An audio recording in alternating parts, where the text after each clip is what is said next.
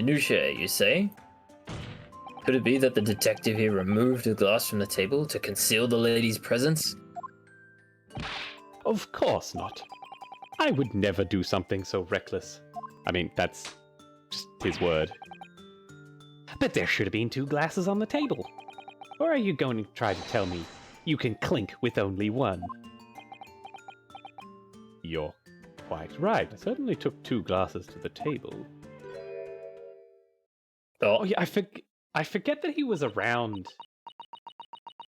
But wait, if she responds, then she clearly understands what's going on. Inspector, what did the lady say? Because no one has translated to her. Hmm. Ah, she does speak Japanese, or at least like some of it. She knows a bit to figure out what's going on. Yeah. It would seem that it was Miss Brett who took the glass from the table. Because like I don't think I saw Hosonaga lean to her at any point in this exchange. No. I mean, he might have done it off screen, but you know. Yeah. It was all so terrifying, everything that happened. I panicked and thought I should try to hide the fact that I'd been there at all, she's saying. Good gracious! I wonder if she actually has eyes on her 3D model. I'm Sowwie. Maybe she has an uwu voice. Ooh, there. As I assured the court before, this is of no consequence at all. Oh, please. You must remember that this student had just murdered this lady's luncheon companion before her very eyes. Who could blame her for concealing a glass or 2 in her state of disarray? That's absurd. Oh, really? So do we take it that you are now going to accuse this vulnerable, young and beautiful woman of mischief? Mischief? No. This can't be put down to mischief. I feel like I am Ryunosuke, because I keep on thinking like exactly what he's gonna say. I'm like, it's not just mischief. Yeah, they do a pretty good job of writing the protagonist to kind of like a couple of Phoenix's lines are very good. Like his sarcastic comments are like on point, you know. I'd like to know exactly how the lady took the glass from the scene. Where did she keep it? Yeah. It would seem she slipped it into a small handbag she was carrying. Oh, a handbag, you say? Yes, Your Excellency. A small, hand-held pouch commonly carried by the well-to-do women in England. So the beautiful lady has very graciously explained how and why she removed the glass from the scene now. However, the fact remains that this glass has absolutely no bearing on the case. Does it though, mate? The student has been trying to confuse the court with logical reasoning, but in the end, it comes to nothing. We don't do logic here. No more pretentious accusations. You have wasted enough time already. Indeed, the lady has offered a satisfactory explanation as to why she removed this glass. I think henceforth we can consider the matter to have no bearing on the case. Counsel for the defense, are you in agreement? Well, I don't know, really. If you want to pursue this matter further, you're going to need to show that it has some deeper significance. Yeah, you're right. So she took the glass away in her handbag.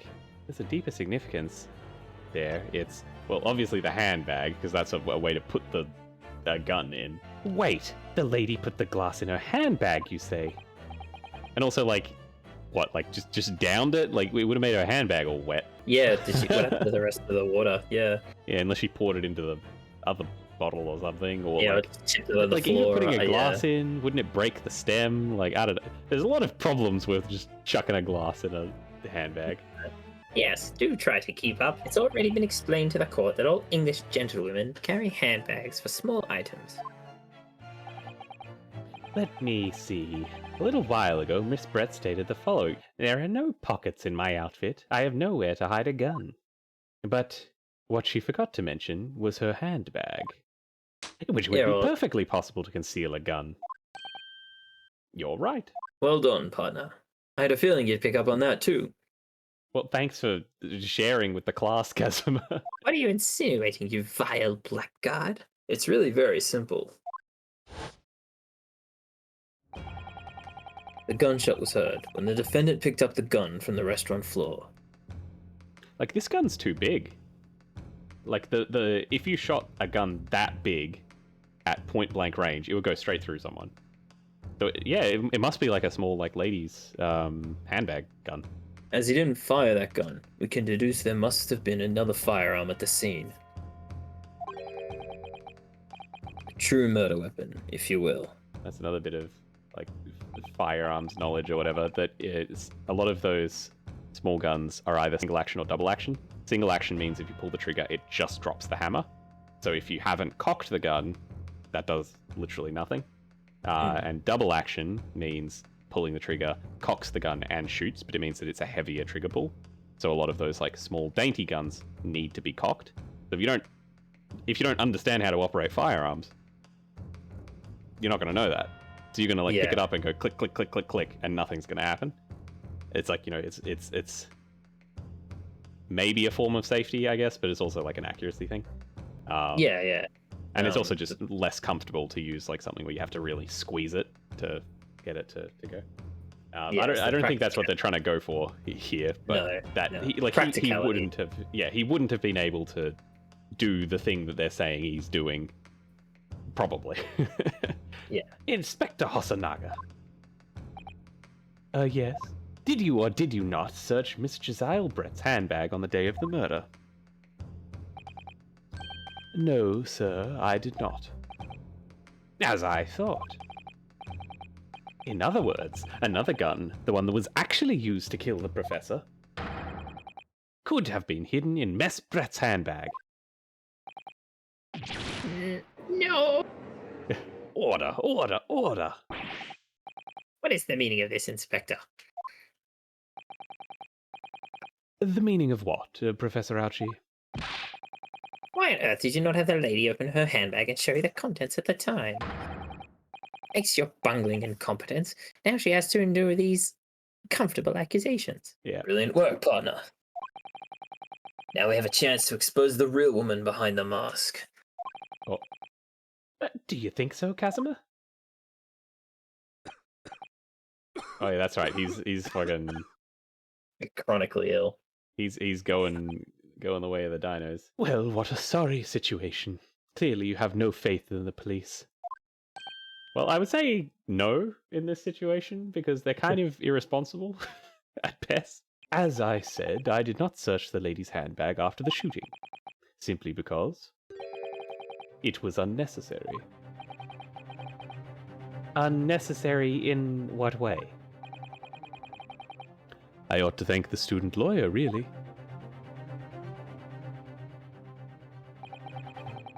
I have a piece of evidence here that I had completely forgotten about. Oh, that's convenient, Hosonaga. No, that's incompetent. This photographic print. Oh, she had a... It's like a chain mesh or something. That's an epic bag. Impractical. Yeah, all your shit would fall out of it. You know, like your lippy or whatever would just kind of work its way out. Yeah, fall out, yeah. Or if she did have a gun in there, it would just be like just a gun dangling out, pointing at the muzzle pointing out of the thing, yeah. Yeah. This print of a photograph that I thought would be prudent to take immediately after the shooting. Right, there's a bull on the back of his wrist. I wonder if that means anything. Yeah. As you can see, it clearly shows Miss Brett's handbag. Yeah, we'll examine it when we can, like, court record it.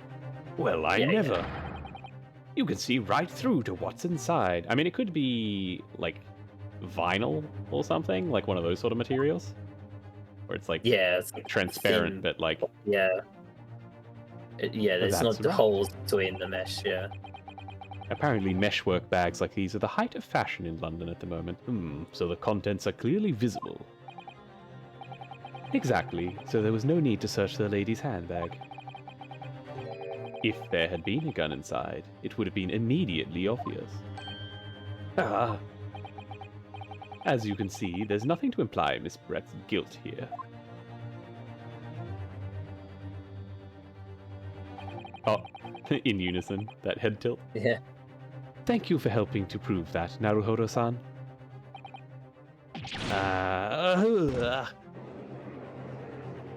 Oh, mate just got shot.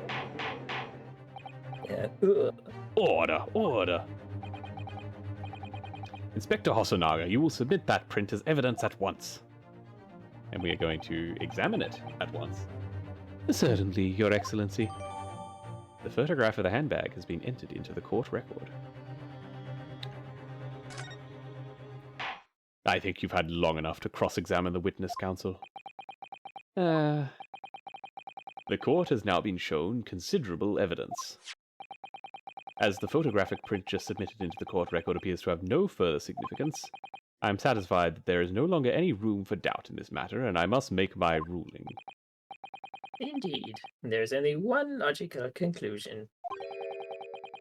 That the pathetic rookie slumped over the bench before us is the only possible perpetrator of this crime. Well, rip him. No. Just when I thought I was beginning to turn things around. I'm in a worse situation than I was at the start. Oh, even Kazuma's wind is gone.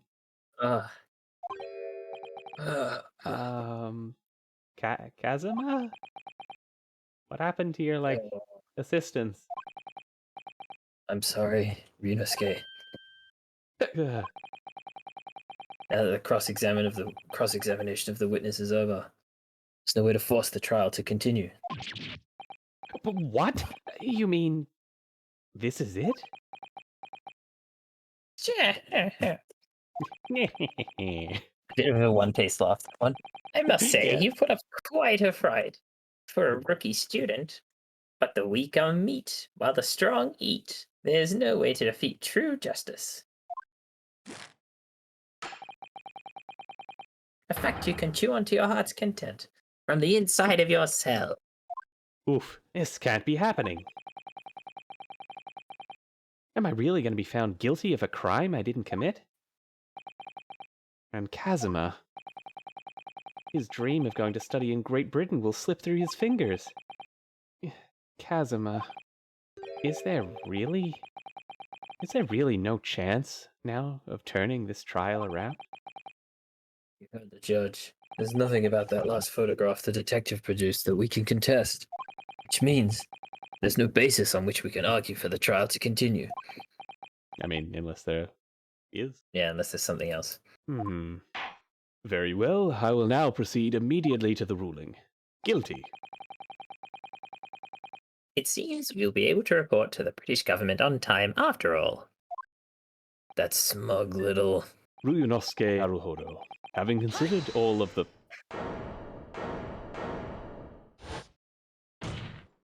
Oh. Wait, Your Excellency. The music. Ryunosuke! I don't think you can rule on this case yet. Objection! This amateurishness is getting tedious. When His Excellency deems the trial is over, he gives his ruling. That is the most basic protocol of the courtroom. Your Excellency, just a moment ago you said this. As the photographic print just submitted appears to have no further significance, there is no longer any room for doubt in this matter, and I must make my ruling. Now, that means that if there was a problem with the evidence, some significant detail, I mean... Oh, he's actually hitting the desk properly. Then the ruling on this case at this time would be out of the question. Objection! This is blatant straw clutching. Look at this photographic print. All it shows is the handbag the gentlewoman was carrying on the day in question. There could be no problem with this evidence.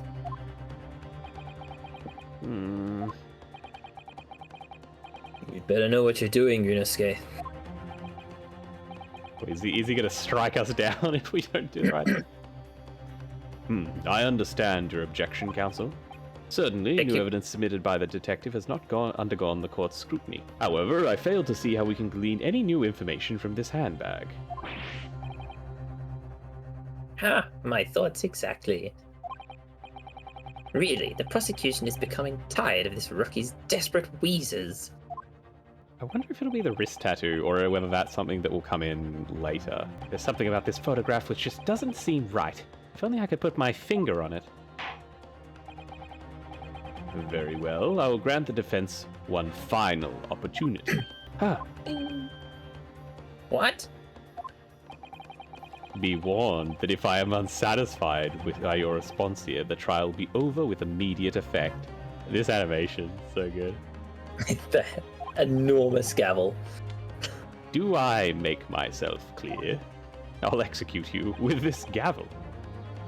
Yes, Your Excellency. So take Now another look bearded. at this photographic print Inspector Hosonaga submitted before. Yeah, because, okay, so we've got this angle. The old mate, he's clearly next to a table with like a white cloth over it. Do all the tables have white cloth on them? Ah, the brand does make sense. Yeah. See here? Yeah, there it is. Yeah. So this is a hot plate. Yeah, so you can see the brands there, and then they've got the steak. Go back to the other picture where we can see the steak. Because it's on the back of his wrist. On the back of his wrist. And it's also not in the kind of place that you'd put a tattoo. Like, it's kind of No, like near the bone, which would be really weird. It's a band. It's a burn. Yeah. Yeah, so he would have put his hand like that way. So he was facing the table where he was burning his hand. Yeah, and like, why would that have gone unnoticed? If Yeah. that was hot enough to leave that mark, and why would that have gone Unless unnoticed? he was dead at the time. Unless he was already dead, yeah. Yeah. Go back to the But then- first photo, just real quick. Just But have a then look how at is the plate. he? Your VTuber model's in the way on my screen, but can you fully see the whole plate? Yeah, you can. Okay, yeah. Yeah, of course. It's just we can't see that side because, yeah. the chair's in the way. That's okay. So it's very specifically on the right side of the thing. So he would have had to be facing 180. Yeah, And he would have had to have put his hand, like, well, it's also quite far. Like, as if you think about it, you don't normally put your hand on a steak to eat it with your No, hand. I mean it's a sizzling hot plate. So if, Yeah, exactly. And- it's as if he went to reach for the glass, actually. and yeah, but he also was not eating the steak. He didn't order the steak. Exactly. his food. So Yeah. why is So he why- sitting in why her did he get- chair Yeah, and why was he With burnt his- by it? with his hand? Like, it would have from where it is. If you put your own hand like over the image almost. If it's like the knobbly bit on like the if it's like your right hand, it's on the right hand side of your hand. It's just below that. So you can kind of see that if he's like reaching out to grab the glass and pushed his hand onto the brand. Actually, that would be facing sideways.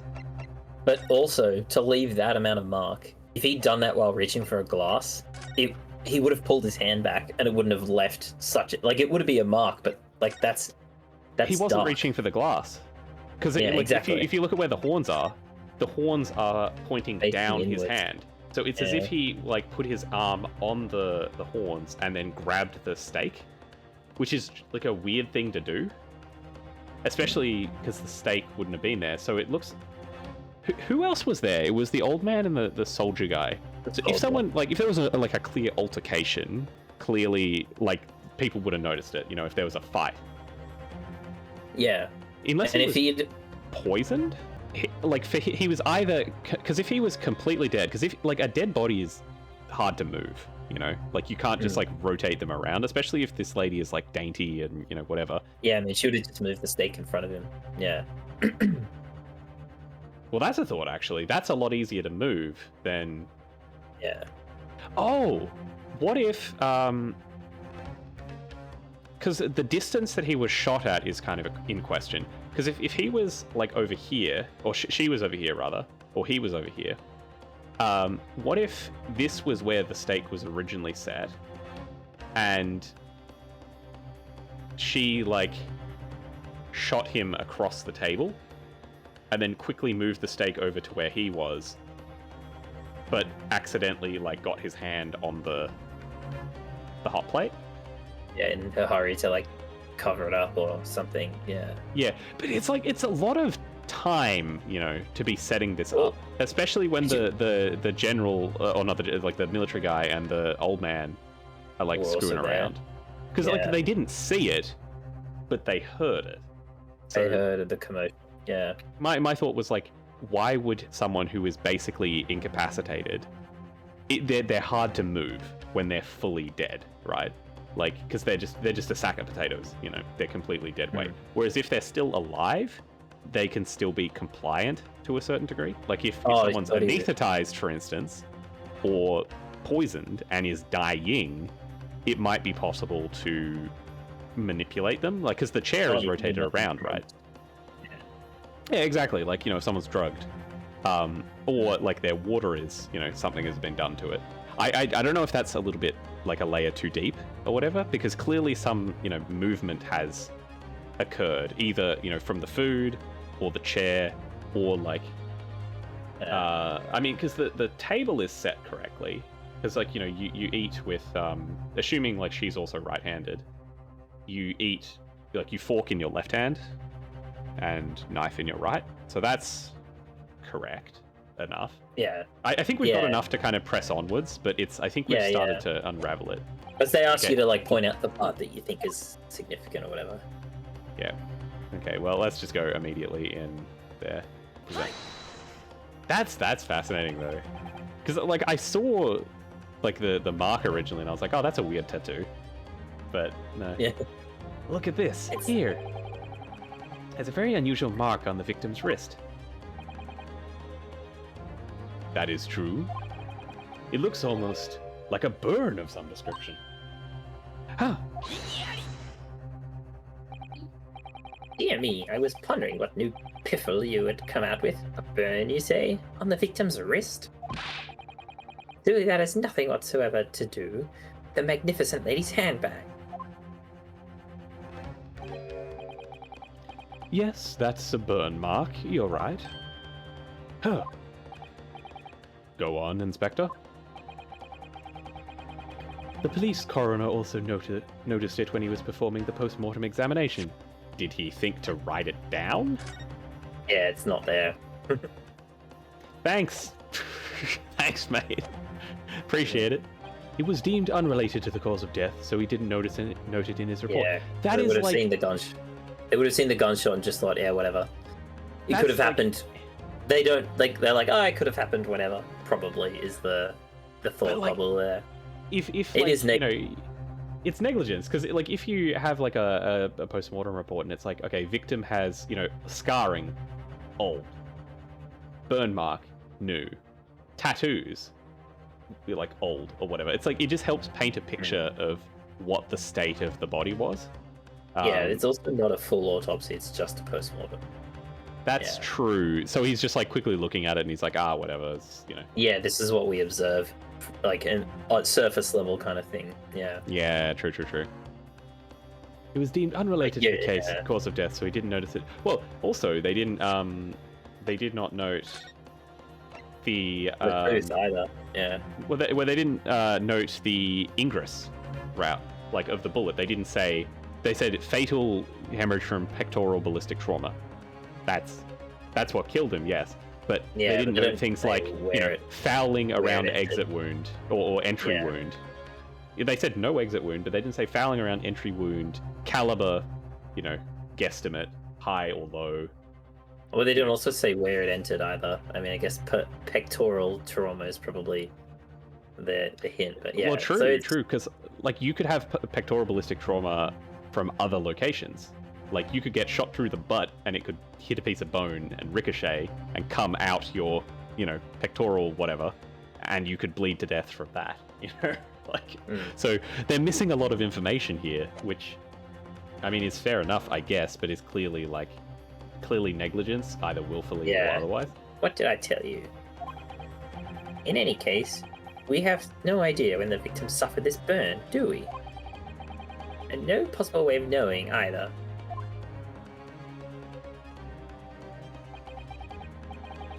The more I look at it, the more I find myself intrigued by the curious shape of this mark. However, as Prosecutor Ouchie points out, unless a firm connection to the case can be shown, I cannot allow any further time to be spent on the precise details of this burn. Huh. Cursive, cursive,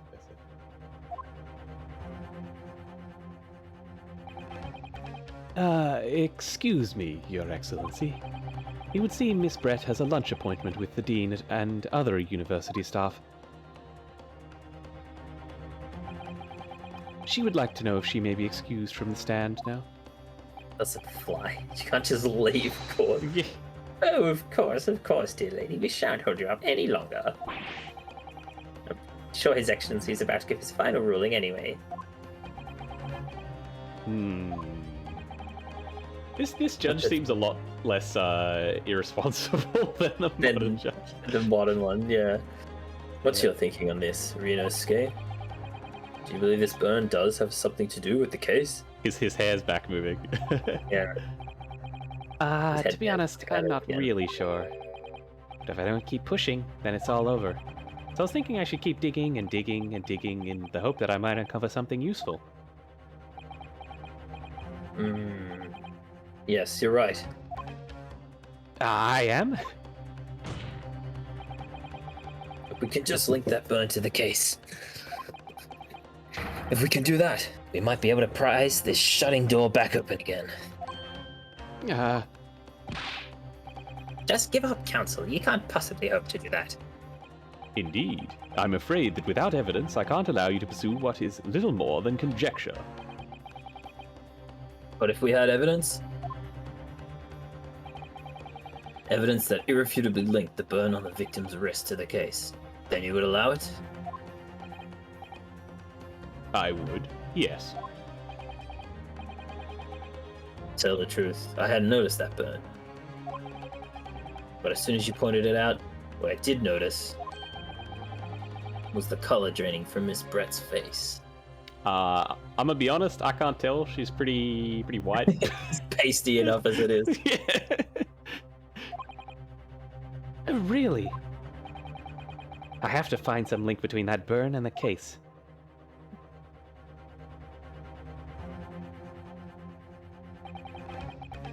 This is the moment of truth. It's time to find some evidence that proves what that burn really means. So then, the defense will now present its evidence to the court. The evidence that demonstrates an inextricable connection between the victim's burn and this trial. Like, I reckon it's the beef print. Do you reckon it's the beef print? Yeah, I mean, that's the only time we've seen it, so it has to be this. Yeah. Because it raises too many questions about the orientation of the beef plate and him and the chair or whatever. Let's go. Yeet. Hey. What's this, Counsel? Yet another print? Yes, Your Excellency. I believe photographic prints are an amazing invention. That's all I wanted to say. Thank you. I'll accept my sentence now. When we humans look at the scene, we miss things. But in a photograph, things we may have overlooked at the time are recorded forevermore. Do hurry up, rookie. What are you trying to say? To inconvenience this poor lady any further really would be quite inexcusable. Actually, we may need you to stay with us a little longer, if you don't mind, Miss Brett. Oh. It's very clearly visible in this other photograph. How did the victim come to have that unusually shaped burn on his wrist? The reason is recorded here forevermore. What? How? Objection! You can't fool me with your little bluffs, boy. If that's your game, then let's see how it plays out. Show the court exactly what you mean. What is it in this photograph that explains the reason for the victim's burn? So yeah. Oh, I feel I might miss. Yeah. That's right, just take it slow. Yeah. There we go. That's pretty zeroed in. That should be fine. The beefsteak? Actually, the point is the metal plate the steak was served on. The plate? Ah! Oh! Your Excellency, are you alright? As you can see, there's an emblem on the plate. Oh, it's like a colored photograph of it. Yeah, well, this is like the actual piece of evidence now. Yeah. Yeah. Just like a day-old steak, I guess. Yeah. I would guess it's some sort of trademark at La Carnival. Aha! This emblem on the plate. And the victim's burn are exactly the same shape. Yusuke, you genius. Yeah, she's so good. Yeah. You're spot on. Which means the victim must have suffered this burn while he was present at the restaurant. Oh my god, her dress is so impractical. But even if that is the case, we can't know if it happened on the day in question or not. It could have been the day before, or the day before that. It most likely happened at some other unrelated time. Oh, well, Objection. Sadly, Prosecutor Aochi, the chances of that are extremely slim. Thanks. Why? The outline of the burn is clearly discernible. Such a serious injury would have caused quite a commotion in the restaurant. Wouldn't you agree, Inspector Hosonaga? Oh. I can't imagine having missed such a terrible disaster, certainly. But...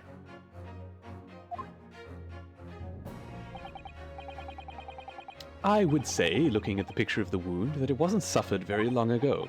And although it's not a particularly large burn, it's extremely well defined, just as the defense just pointed out. I wonder if she, like, pressed it into him or something. I will find out. Can you be more specific, Inspector?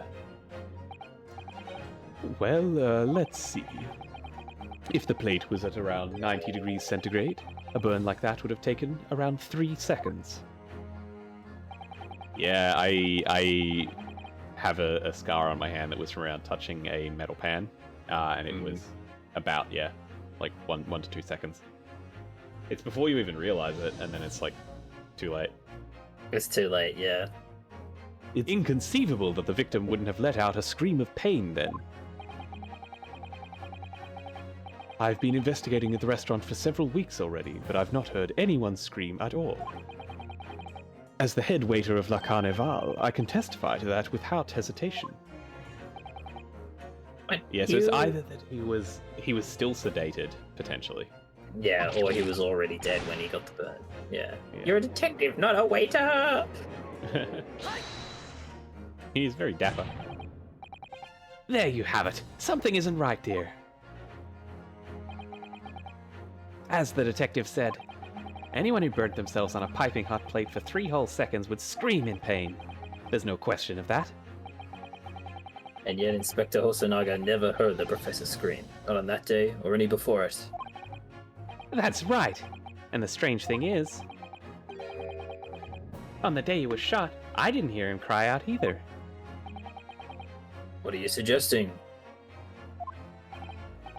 Well, if the professor had carelessly laid his wrist on the plate for anything like 3 seconds that day, that would have been beyond careless, I think, Counsel. And the rest of us in the restaurant, myself, the sergeant, the old antiques dealer, all of us would have, without any question, have heard him scream. Wouldn't you agree, Prosecutor Aochi? Well, yes, I suppose. So the question is, why didn't a single person hear Dr. Wilson scream? I almost don't believe it. Ryunosuke, do you think? Oh. Can it really be true? I never dreamt we'd arrive at a conclusion like this, but I'm starting to think that maybe we've been led into a terrible trap.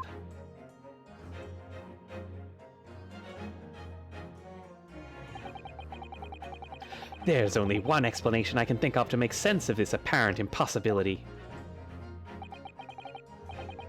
On the day in question, when he suffered the burn to his wrist, Dr. Wilson was... Ooh, it's either the top or bottom. Because it's either that he was over-anesthetized, because that is a legitimate issue. Like, if you have general anesthetic and you come out of it, you're still like, well, I guess local anesthetic more so. So you'd still feel your arm then in that case. Yeah. Although laughing gas is general, I believe. But it had also been a while since the surgery or whatever. Like he. Yeah. So I guess like you probably would have noticed it at some point because he would have kept his hand on for way longer than 3 seconds if. Yeah, if he hadn't noticed the burn at all. Yeah. Yeah, I'm gonna say he was already deceased because I think that's like the more likely option. Go for it. No man could remain silent while his wrist was burning on a piping hot plate for 3 whole seconds. That's clearly impossible. Apart from in one particular situation. Counsel, are you suggesting? Yes. It's only possible if the man was already dead. Already? Dead? Oh. Knowing what we know now, it's the only possible explanation. When the beefsteak was brought to Dr. Wilson's table that day, the professor was already dead. That's madness! Madness.